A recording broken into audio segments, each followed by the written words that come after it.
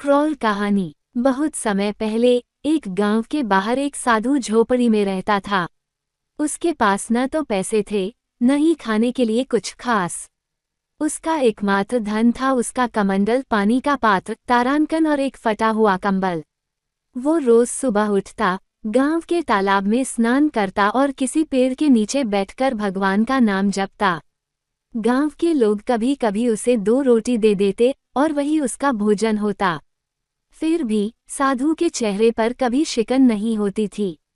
वो हमेशा मुस्कराता और कहता, तारांकन जो है वही पर्याप्त है। भगवान की कृपा सब पर है। तारांकन। एक दिन गांव में एक बड़ा व्यापारी आया। उसने साधु को देखा और उसका जीवन देखा। व्यापारी ने सोचा, इसकी तो कुछ भी जरूरत नहीं है, फिर भी ये इतना संतुष्ट कैसे है। उसने साधु से पूछा, तारांकन बाबा, आपके पास कुछ नहीं है, फिर भी आप इतने खुश कैसे हैं। तारांकन। साधु मुस्कुराया और बोला, तारांकन जिसके पास इच्छा नहीं वह सबसे अमीर है। तारांकन। व्यापारी चौंका। फिर साधु ने कहा, तारांकन सच्ची दौलत भीतर की शांति है, न कि बाहर की संपत्ति।